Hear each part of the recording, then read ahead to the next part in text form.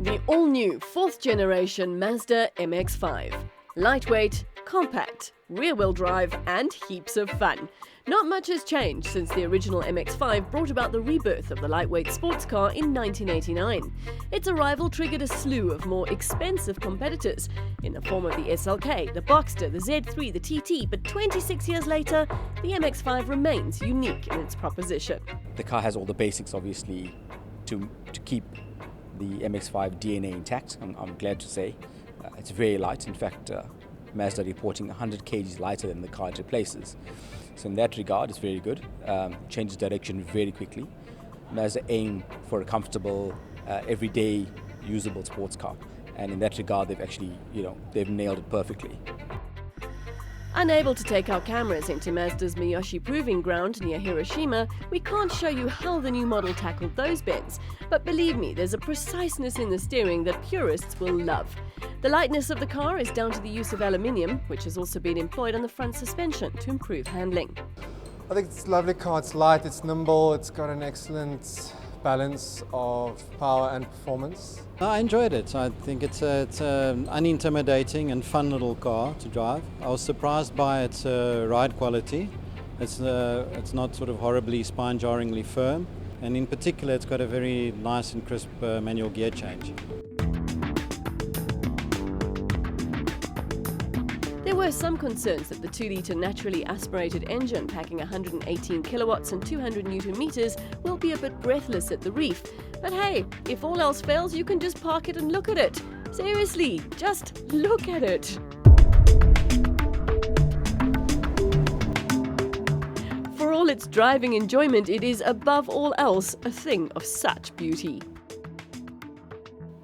There's much more to tell you, but we'll save the detail for later in the year when the MX5 drops in South Africa at an expected retail price of 390,000 rand.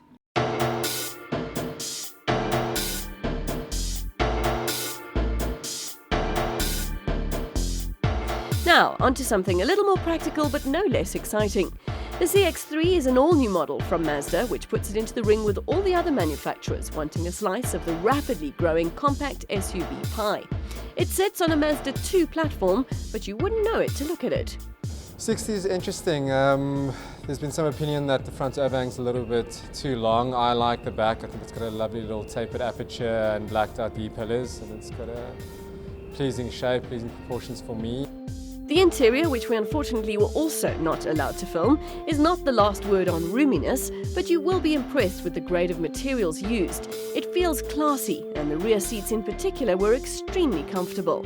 It's an attractive looking vehicle, it's well spec'd, it's got reasonable space, so I think it'll be popular, like I say, if they get the pricing right.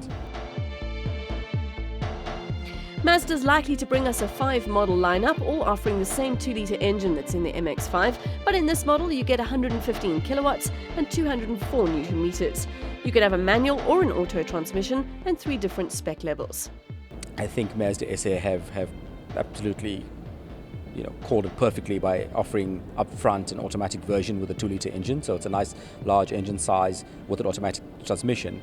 For people looking in the segment, there aren't many options that offer that combination, and provided that the pricing is going to be on point, and we're sure that it is, then this is going to be a really common sight on our roads really soon. Of the 2 cars, it's the CX3 I'm actually looking forward to driving again the most. It offered great road holding and good suspension even on the bumpy test track we drove. Starting price is set to be around 260,000 rand, which I think is bang on and makes it very competitive. It'll arrive in South Africa hand in hand with the MX5 late September.